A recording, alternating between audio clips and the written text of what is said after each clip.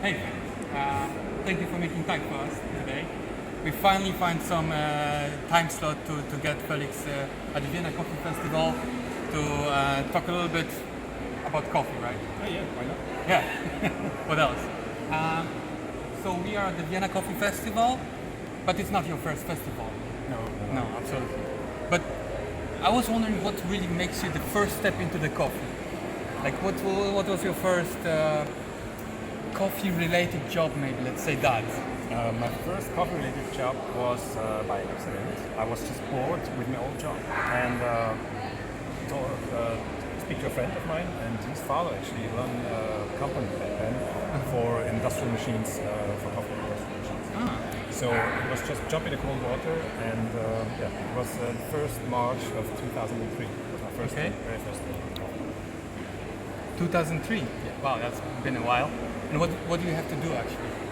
I was helping installing machines in cafes and restaurants and bars, and telling the staff members how to work with it. So teaching how to do back then Italian espresso. Yeah. So it was right in the second wave. All right. And yeah, it was quite fun and I learned a lot. For a long time? Or? I don't know Summer exactly, but I started then 2008, I think, my own bar. It was kind of Italian style Was it too. the one in Krems? Yes. Yeah. What was the name of it? It was Gimalina, Uh-huh. depending on the company I worked with. And so you directly transfer from operating the machines into running your own Not shop? directly, there was a short break where I tried something different with television, and so it was 1 year off the scene, and then came back and opened the bar. So, Yeah, 3 years later I started roasting. so you first have a guest roasting a cafe and then you start roasting yourself. Why was that? Well, I had a big Italian brand in my cafe, and I really loved it. But I found, I think in the first week when I opened the bar, I found some green beans in a supermarket. All right. Yeah, and I was so curious about it, and I put it in the popcorn machine at home, and it smelled great. And I really tried to put out the beans that didn't look good for me Or back then. sorting it out. They were kind of half, so it was really bad coffee then. And it smelled good. It was lots of smoke in the kitchen. It was great, amazing, but it tastes horrible. But it caught me back then. So my first decision was first wish in the coffee scene was making my own coffee bar, and this was then my second wish to build a roastery. Understand. So you were not satisfied with the quality of the coffee? Of course not. You think you can make it better? Yeah, I wanted to have more be part of the coffee as well. And then you moved to open your roastery. I remember I visited you once in St. Pölten, joining other roaster, and I remember it as a very modern roastery at the time. Yeah, it was a 7 kilo drum roaster. I'm still using it, and it was in the back room of a cafe in St. Pölten. And we moved out 4 years after opening the roastery. Meanwhile, I sold my bar in Krems because I was just too busy with roasting, of course. And so then I focused on roasting, and we moved out the cafe because it was just too small. And several different places now since 6 years. 6 years already. But the Felix Cafe already exists for 10 years. Around 10 years. Nice. If you could reflect on the coffee in Austria, let's say, what was the major shift? If there's any, like, if you notice from the beginning with the first cafe you were working in on to this moment now when you. Well, I think there was this great world of coffee in Vienna back then. Yeah. So nobody knew about it. It was in our scene. I started roasting a few weeks ago, and there was these crazy guys playing with the grinders and with the water filters and doing fruity sour shots and filter coffees, and we were looking at the World Barista Championship without knowing what's going to happen there. So it was kind of a point where I thought to myself, maybe let's have a more intense look at this, and so maybe was kind of inventing something. And of Okay. course, all the after that coming competitions in Austria. Yeah, speaking about the competition, you basically won every roasting competition in Austria. There was 2 of them. 2 of them, yes. Would you like to bring some lesson for someone who want to follow your career? Like, was there something that you would do it better or differently? Differently. Well, as I look at the result and the ones, yeah, for the worlds or for the nationals. Because there's a difference. Yeah, exactly. That would be my another question. If there's a difference between the national and the world championship, indeed, right? I was wondering if someone want to start roasting and maybe competing, and is totally newbie in the business, what would you recommend him to do first? Embrace your faults. Yeah. Whatever you do a mistake, it's a choice, not choice, it's a chance. Yeah. To taste something different you wouldn't do. Because you have amount of coffee in your roaster, and you don't want to mess up. So you go always maybe the safe way of doing the curve like you like it, and it's for sure a good coffee. But if you're doing a mistake, and I did a lot in the last 10 years, then it's a chance to cup a coffee that's roasted differently. Yeah. And maybe this gives you an idea of how you can do it in another way. So this is kind of embracing your mistakes. So it's good to experiment as long as we take the lesson out of it. Yeah. Okay, that's a good tip. So since we are in a competition zone, I was also wondering, like, does your daily routine change since you became a world roasting champion? Yes. Yeah, really? Yeah. I really re-asked every single profile because I now know that lots of people all over the world are looking at my coffees. Looking on your hands, huh? Yeah, and looking at my hands and taste the coffees, and I'm so nervous that I have to deliver something else. But happily my girlfriend told me that roast as you roasted the last months and years, because this is what brought you to your position now. That's So a good mentor. yeah, but it's kind of stressing me up now. So re-asking everything and cup the coffees way more often than before. All right. Quality control. So focusing more on the quality control. Yeah, and even more trying out, even more profiling around, and Experimenting. Cropster a big help for it. All right, cool. One more question about Milano itself. How was your experience using the machine? That was different than you using daily, right? Yeah. Did you have to prepare somehow particularly to train on the machine? How was basically your training looking like? My training was before I even won the second time in the nationals. I just bought a decent, a small one, just to train on, because I knew even if I trained one day before the Worlds in Taipei then, so I was not really into it. And it's a different thing roasting on a Gießen than on a coffee tub that I use. So I really wanted to be totally into it. So without thinking anything, I want to be able to react fast and intuitive without thinking too much where the knobs are and which. So I really roasted a lot on this machine and tasted a lot. So when I came to Milan and saw the machines, there was, of course, for everyone it's the same challenge. Because even if you're used to roast on a Gießen, it's different. In an exhibition space, you have different climate, you have different noises. The machines were literally sitting on each other, so if the competitor next to you put in fresh beans, I was not able to hear my crack if I'm in roasting. So much. It's really, it was really close. So, and it was kind of outside, so it was the traffic noise. All right, and yeah. the climate was different. But I think this that is was for everything. just the curtain separating us from the Yeah, from the street. Yeah. When it was rainy, it was sweating all over, so it was hot. Yeah. But this is the point on the roasting competitions. For every competitor, it's the same. Exactly. That's what I really like of it. So, and you see how long the pipe is. You have a practice roast. We were not allowed to cut the practice roast. They changed the rule one day before, so this was kind of annoying. But for everybody, Surprisingly. yeah. Because if you try something out, you want to see how your actions come out in the coffee and the taste. So there was no chance to taste it. So it was just trying to roast something, looking at it.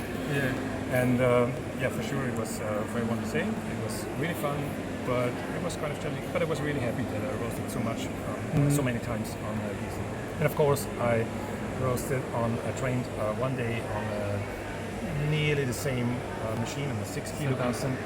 Our friends of Coffee Meet who let me train on their machine. That's so nice. It feels like the community in Austria, we're talking about the coffee communities, is rather open and like to talk and share the experience. Would you agree? Yeah, definitely. Right? So it's getting more and more better with cooperations.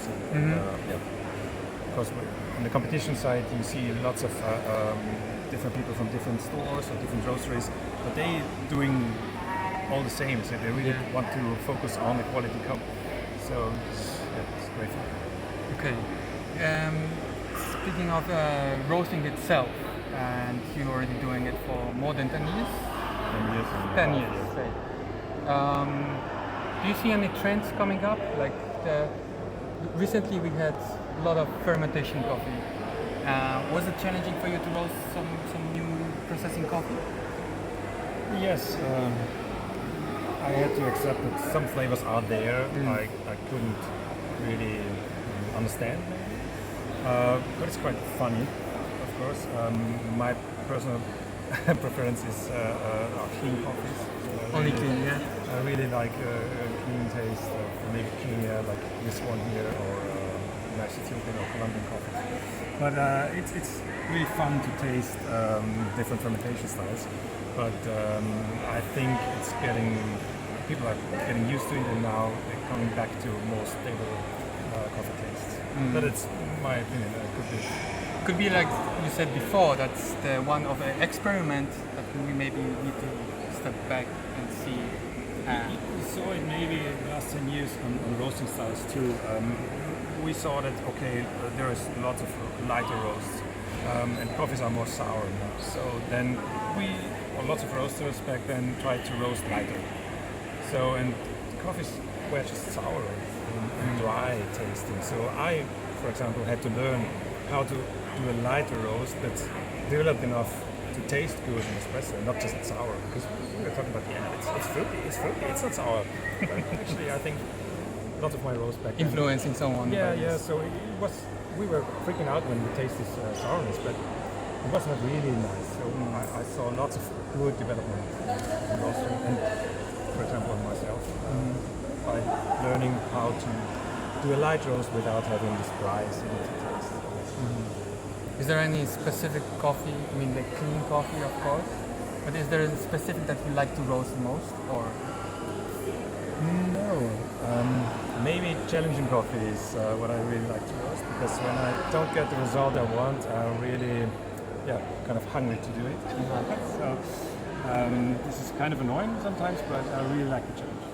Is there any coffee that you particularly like to drink? Kenyan. Kenya? Yeah. This Kenya, it's for me, I can drink all day long Kenyan coffee. I like Colombian coffees, I like Ethiopian naturals, I like Ethiopian washed.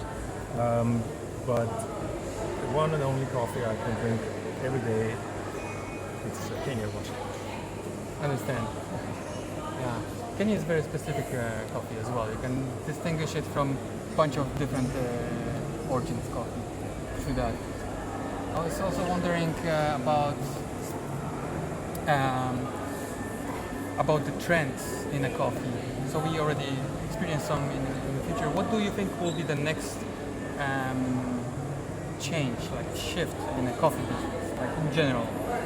Maybe roasting styles, because of these energy things and crisis we now. Maybe there will be, of course, different roasting machines coming up with another heating systems, and this will maybe change the style of roasting. Maybe influence the taste too. So this is what I can imagine. Maybe in a good way. I'm not sure, but maybe depending on the industry, what's going on there. Exactly. I'll use my cheat sheet for a second. We are wondering actually, because we know your biggest success is probably winning World Championship. It's the first World Champion in Austria.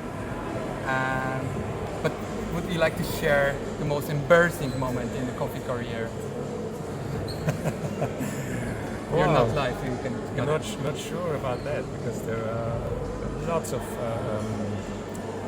not so good moments in the coffee scene back then, but not that bad. So you really have to think a long time about it. There was no really. That's a good sign. Yeah, it was not really bad because what I'm doing is I first started my business in selling coffee in a bar. So I didn't have to live on roasting. So this changed after a few years. So I was no pressure. In a bar maybe. Yes. I remember I split the milk on my first day. I was totally white. Coffee. Well, I think not really super good. Yeah. Yeah. No.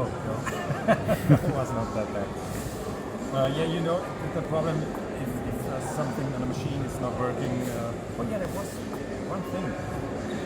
After I think 8 years, my coffee machine, the bearing of the drum broke, so it was kind of totally standing still. One day before going on holiday, so it was weekend, and I really had to try getting the machine running, because otherwise no coffee would be delivered. So this was kind of really total stop on the roastery for 3 days. This was kind of stressing me out. Yeah. At the end, lots of colleagues offered me to roast on their machines, so this is what I did to them too. So this is kind of going back to your question before, that the community is helping out. Exactly. So it wasn't that bad. Yeah. At the end, if you turn it into problem into chance, then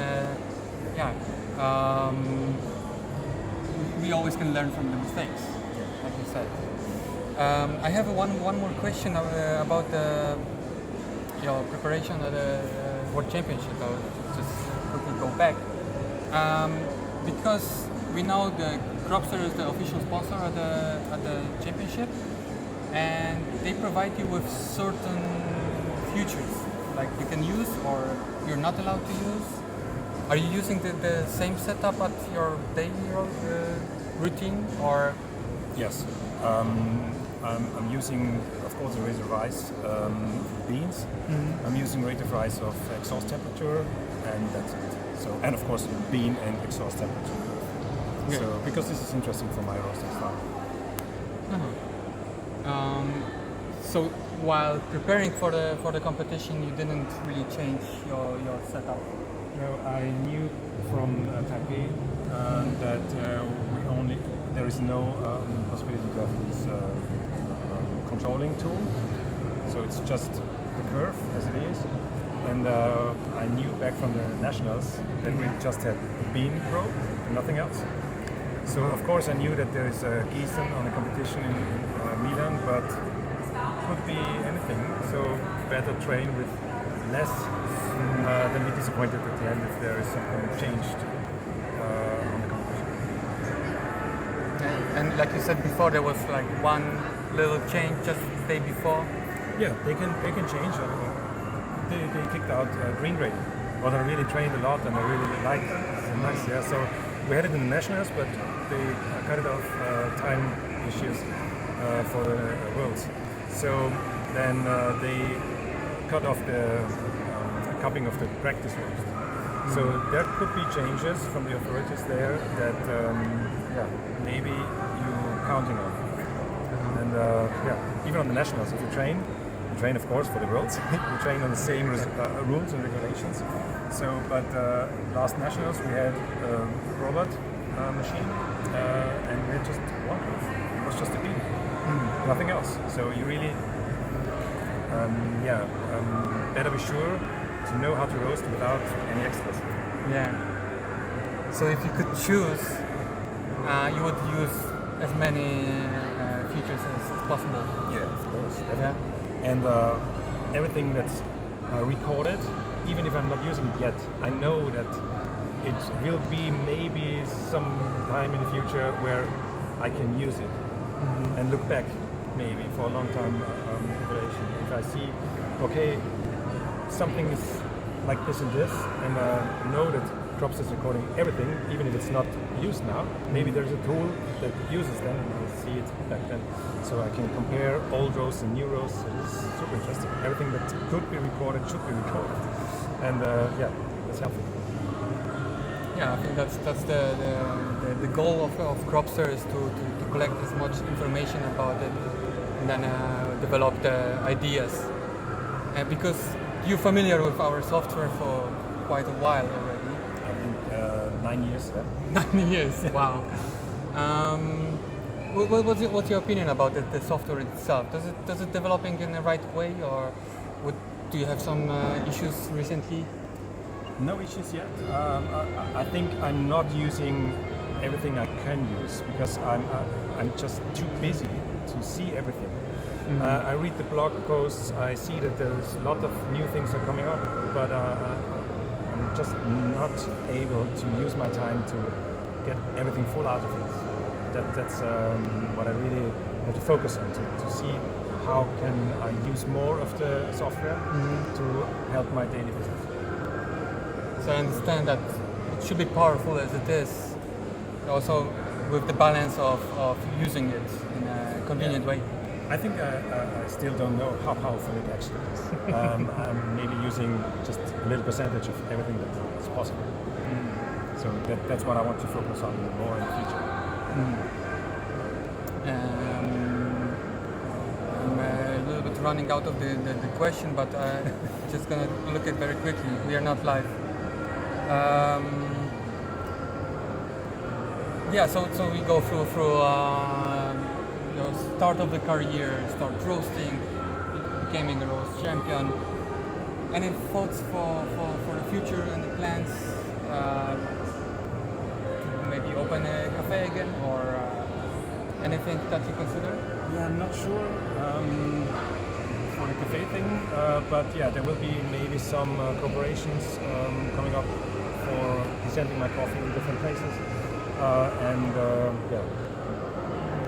trying to teach a lot people for my coffee roasting style, because still in my area in St. Pölten, I have lots of people who really like the fruity coffees or the modern style coffees, but still lots of people come there on the marketplace where we stand every Saturday and ask questions about why is this coffee sour?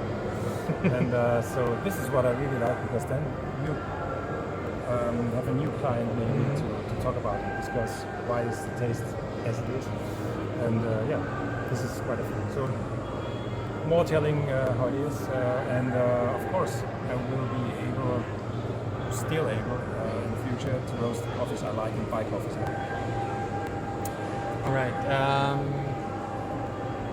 You're slowly going back to the finish of the interview. Sorry. I hope the Cropsterians watching us will get the most out of it. I hope you get a chance to teach as much people as possible. I would also love to take part in a workshop with you. Soon we will see each other in Salzburg, where the national championship is. But the roasting championship is later on. Yeah, I think next year. Are you still gonna compete? Yeah. Giving the chance to the others? Yeah, definitely. Yeah. Because of course it's fun to compete and maybe win again, but yeah, I think winning the world championships is the high thing you can get. So yeah, I was actually competing a second time in Austria just to give the chance to beat me. And yeah, I won the second time, so I did the best out of it. Giving no chances to others. So yeah, we'll see who's going to be next. The coaching is a thing, so focusing on something different. I really hope for that. Thank you very much, Felix. You're welcome. We are Vienna Coffee Festival 2022. Yeah, we will stay here for a whole weekend. Please come by and say hi. Send the best to the others. That I'll make it again.